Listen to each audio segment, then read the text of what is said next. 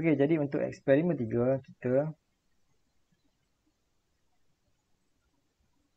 akan buat eksperimen berkaitan dengan freefall. Walaupun tak ada eksperimen, hanya video sahaja yang akan diberikan, tetapi tak ada masalah lah. Okey, lab report masih kena buat. Okey, so apa learning outcome untuk eksperimen yang seterusnya ni, eksperimen yang ketiga. Okey, dia punya learning outcome adalah student will be able to determine the acceleration due to gravity using freefall motion. Okey, so ini dia punya objektif lah. Okay, to determine acceleration due to gravity. So kita nak cari nilai G. Okay, nilai G. So first kali introduction dia, what is meant by freefall motion. So what is freefall motion?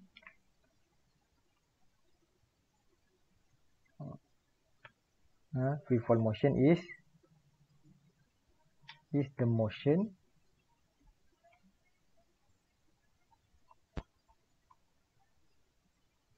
in the influence of gravity. Okay, macam-macam definition boleh freefall ni. Apa yang penting kita kena tahu yang freefall bila objek tu bergerak, dia punya A dia ataupun dia punya acceleration akan sama dengan gravitational acceleration. Okay. Under freefall motion, the acceleration of an object is also known as gravitational acceleration or acceleration due to gravity. What is the symbol and SI unit of this type of acceleration? Okay, so untuk acceleration due to gravity, dia punya simbol adalah G dan dia punya unit adalah meter per second square. Value of acceleration due to gravity at the surface of Earth. Okay, dia punya average value ataupun average theoretical value untuk G dekat bumi adalah 9.81.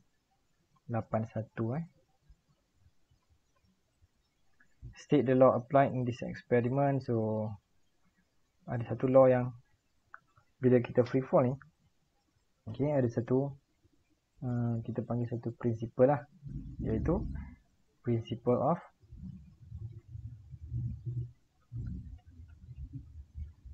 conservation of energy.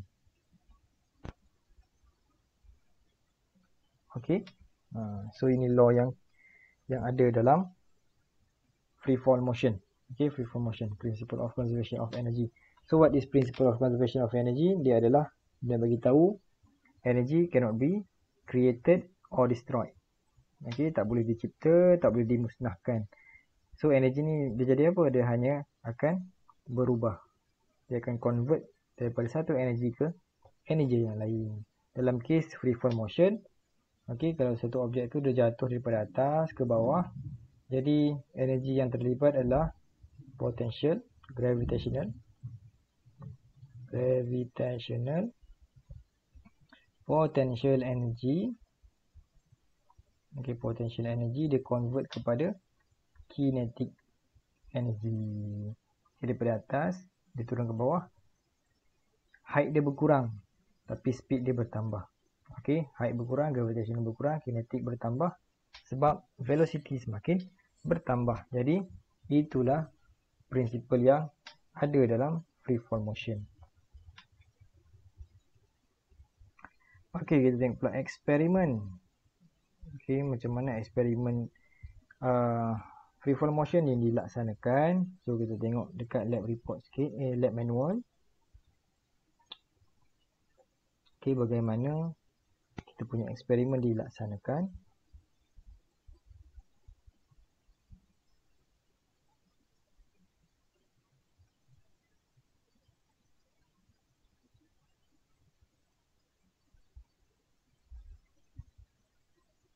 Okay, so ini dia punya gambar lah, prosedur dia nanti saya ceritalah. Okay ni, so lebih kurang macam ni setup kita. Okay, setup kalau masuk lab macam ni lah lebih kurang setup dia. So dia terdiri daripada elektromagnet. Okey, digunakan untuk hold bola. Okey, steel ball, bola besi. Kemudian kita ada trapdoor. Okey, trapdoor. So dia punya eksperimen ni kita akan ambil dua benda. Okey, di mana kita akan ukur dia punya height dulu.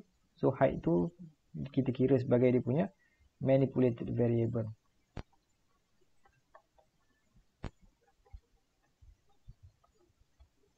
Dan dia punya responding variable adalah time. Okey, masa untuk dia jatuh. Okey, so dalam eksperimen ni kita akan beza-bezakan height dia dan kita akan ambil dia punya masa untuk dia. Okey, so elektromagnet ni kita akan connect dengan digital timer. Sama juga dengan trapdoor ni pun kita akan connect dengan digital timer.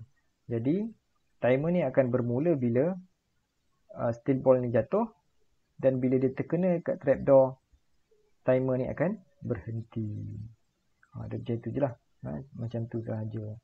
So kenapa elektromagnet? Elektromagnet ni digunakan untuk kita pegang bola ni. Okay, kita pegang bola. Okay, instead of kita pakai tangan, kita guna elektromagnet. Kenapa? Kalau kita pakai tangan ni, dia punya error lebih banyak lah. Okay, sebab kita nak eliminate human punya error. So kita ganti dengan elektromagnet. Okay, elektromagnet ni dia bila current ada passes through magnet ni, elektromagnet ni, dia akan jadi magnet. Tapi bila tak ada current, hilanglah dia punya kemagnetan dia. So kat sini dia ada satu switch. Bila kita tekan switch, magnet dia hilang. So benda ni akan jatuh. Bila dia jatuh, dia hit trapdoor, timer ni akan stop. Macam itulah cara dia. Okay, jadi kita tengok balik yang tadi tu. Okay, soalan dia apa? How do we release the steel ball to form free fall motion? Okay, macam mana kita nak release steel ball to form free fall motion? Kita boleh cakap we use electromagnet. Electromagnet as the holder of the ball.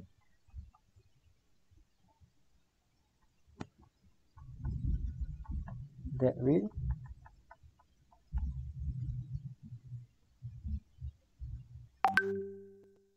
release the ball automatically. Okay.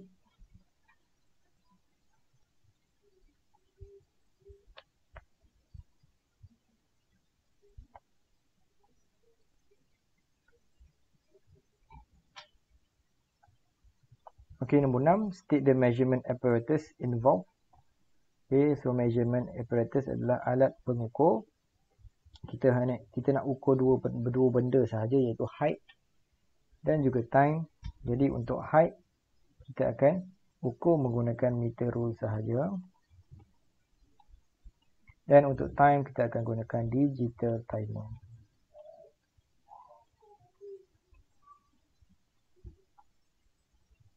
Alright, state the related variable that need to be recorded in this experiment. Jadi macam tadi saya dah bagi tahu, manipulated dia adalah height. Dan juga responding dia adalah time taken.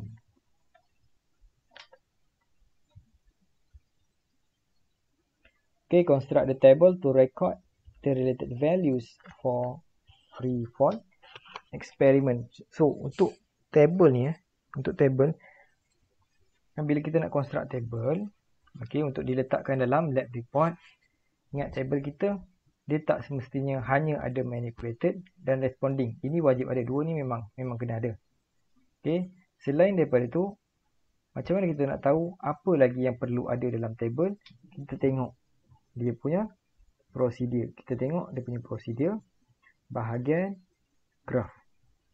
Dia suruh buat graf apa? Macam ni. Kalau kita tengok prosedur yang G ni, dia suruh apa? Plot a graph of H against T squared. Jadi dalam table kita mesti ada T squared. H ni memang ada lah, sebab H kita punya manipulated. Okay. Selain daripada H dan T, iaitu responding dan manipulated variable, perlu ada T square, nilai T square. So dalam kita punya table nanti perlu kita include sekali T square, T kuasa 2. Okay, so table kita macam itulah apa dia.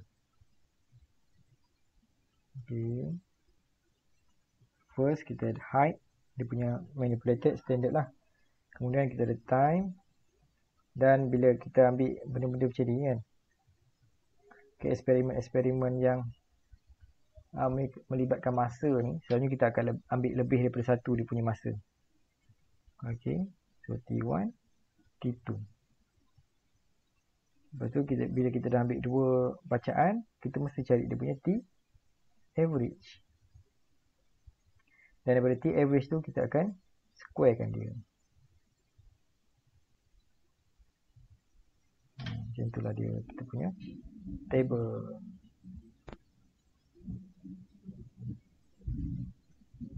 Okay. So untuk eksperimen kali ni, awak hanya perlu tengok video saja. Jadi kita punya table ni nanti akan diberikan. Okay, nilai-nilai dalam table ni akan diberikan.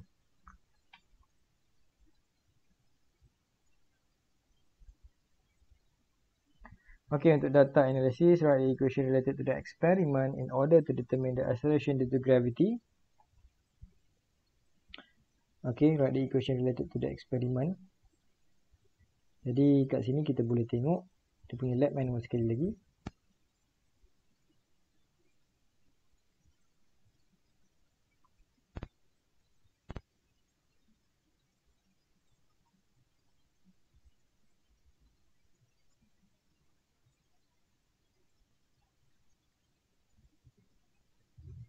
Okay, dekat sini kalau kat sini kita tengok dia ada dua equation. So equation mana yang kita gunakan, kita akan gunakan equation yang bawah lah. Kena pandai lah ni, kita kena pandai tengok lah mana satu equation yang bersesuaian yang akan kita gunakan. Confirm lah kita akan gunakan yang ni kan, sebab yang ni H dengan T squared ada kat situ. Okay.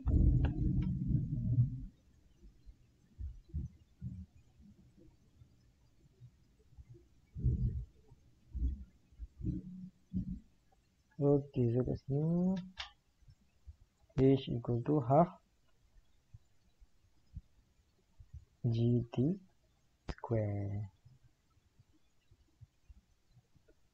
Sketch a suitable graph for free fall motion. Kalau kita dah tengok tadi, prosedur dia suruh kita buat graph H against T square. So itulah graph kita. Okay. Dan kita akan expect graph yang macam mana? Kita tengok graph ni. So ini adalah linear equation. Jadi kita akan expect kita punya graph adalah graph linear. Okay, graph linear di mana kita punya y-intercept adalah kosong. Sebab dekat sini dia tak ada y-intercept, maksudnya y-intercept dia kosong.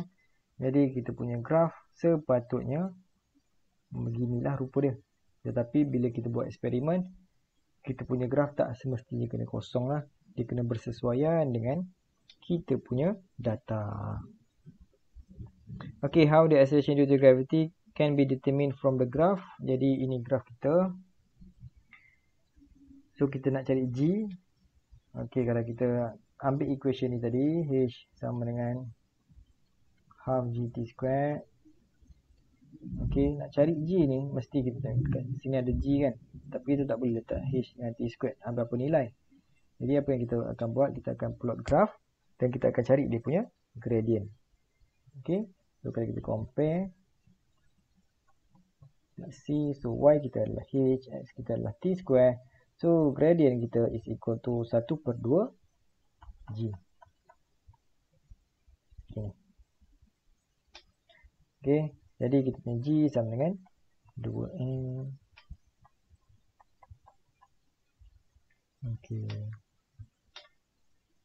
So daripada graf, macam ni lah cara kita nak cari dia punya nilai G. Okey, 2 darab nilai gradient yang kita cari daripada graf. Okay, list down the precaution of the experiment. So, precaution ni apa? Precaution ni adalah sebelum kita buat, okay, kita kena kenal pasti dulu apa possible error yang akan kita lakukan. Bukan akan kita lakukan, kita tak nak lakukan error tu kan. Tapi apa possible error yang boleh kita elak. Okay, so itu dinamakan precaution. Jadi, first kali kita kena tahu dulu error apa yang mungkin ada, mungkin boleh terjadi. Okay. So, error yang mungkin terjadi, salah satunya adalah selalunya kalau eksperimen yang melibatkan pengukuran, measurement, okay, kita akan ada parallax error. Okay. So, error kita adalah parallax error. Parallax error tu adalah error bila kita baca, kita punya bacaan tu, kita baca kita punya bacaan ruler tu. Okay. Ini contoh ni ruler. Okey, kita nak ukur panjang benda ni contohlah. Okey, sepatutnya kita baca kat mana? Kita baca kat sini. Okey, tapi mata kita tengok daripada atas. Macam tu kita baca. Okey, so bila kita baca macam ni, akan parallax error tu mungkin akan berlaku. So sepatutnya awak kena tengok daripada sini, iaitu 90 degree daripada scale. Okey. So, ini kita panggil parallax error. So, precaution apa yang perlu kita buat? Okay, precaution adalah make sure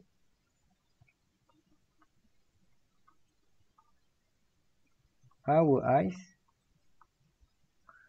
is perpendicular.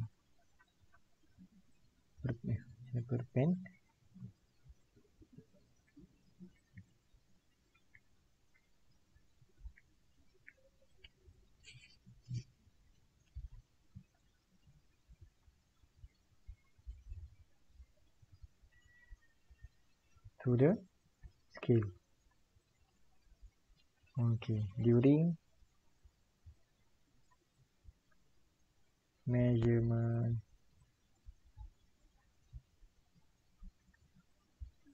reading. Okay. Okay, itu yang pertama. Okay, itu precaution yang pertama untuk kita elakkan parallax error tersebut. Okay, yang kedua. Yang kedua selalunya adalah random error lah. Kita nak elak possible error dia adalah random error. Random error ni banyak. Contohnya macam air resistant kan, kipas terpasang kan. So bila kita letak drop bola tu, mungkin bola tu bergoyang-goyang ke macam mana. Jadi kita punya bacaan tu kurang tepat. Jadi untuk elakkan random error macam tu, okay, selalunya kita akan repeat kita punya eksperimen. Itu kita punya precaution. Repeat eksperimen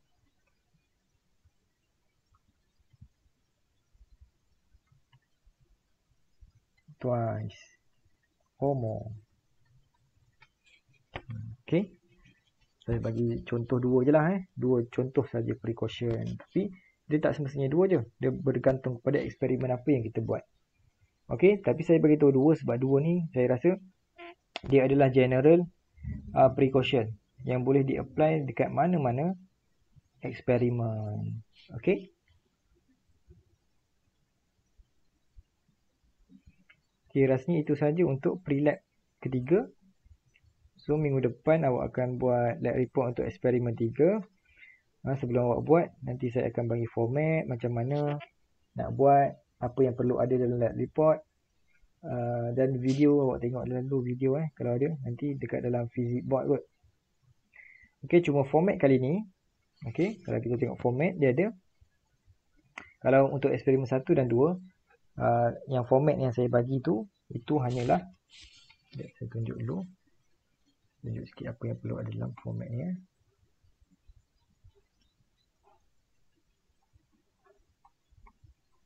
Okey.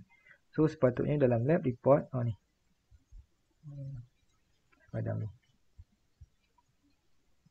Dalam lab report perlu ada benda ni. Ada 7 ni. 1, 2, 3, 4, 5, 6, 7.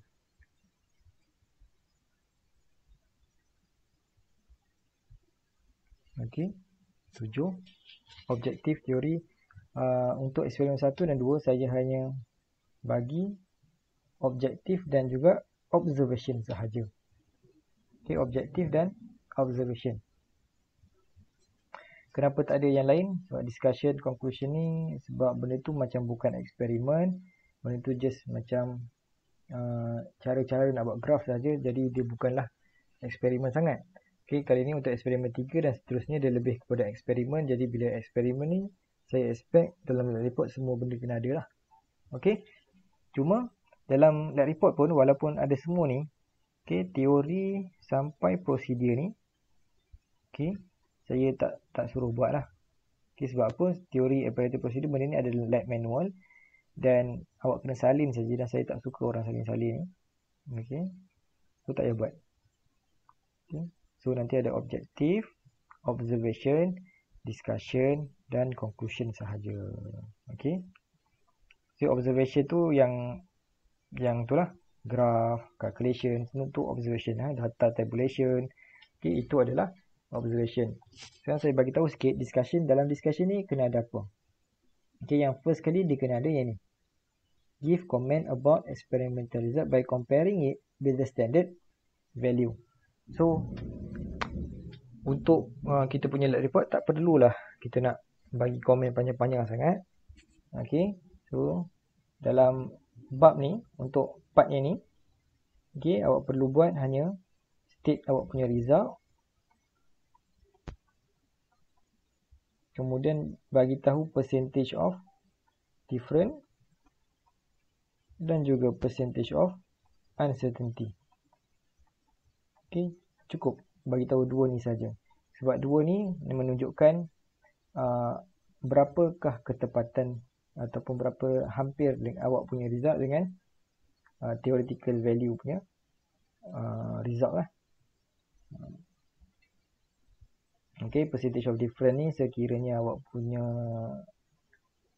result tu, okey, kalau awak dapat percentage dia contoh macam 2%, okey, 2% tu maksudnya kecil lah. So percentage of difference dia kecil compare dengan theoretical value. Okey. Okey, yang kedua, state the source of mistake or error and precaution. Okey, ini yang saya cakap tadi. Okey, error dia apa?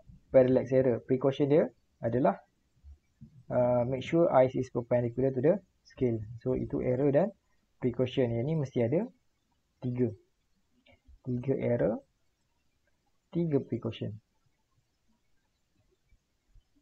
Okey, dan yang terakhir, answer all the questions given. Ini kalau soalan dalam kita punya prosedur tu, kalau ada soalan, kita kena jawablah soalan tersebut. Kalau tak ada, tak perlu. Dan yang terakhir sekali, conclusion. Macam mana kita nak tulis conclusion? Dia kata state briefly the result with reference to the objective of the experiment. So kita kena refer kita punya conclusion ni dengan objektif. Contoh macam kita punya objektif kita apa tadi? Objektif tu learning outcome lah ya. To determine the acceleration due to gravity using free fall motion. So ini kita punya objektif, determine acceleration due to gravity. Jadi kita kena jawab, adakah kita dah determine acceleration due to gravity tu? Okay. So dalam conclusion kita akan tulis macam ni. Sudah tunjuk. The gravitational acceleration due to free fall is determined. And the result, the value is berapa-berapa. Macam tu saja. Satu ayat saja untuk conclusion. Okay. Ada apa-apa soalan? Rasanya itu saja untuk kita punya pre-lab. Ada apa-apa soalan sebelum kita habis kelas?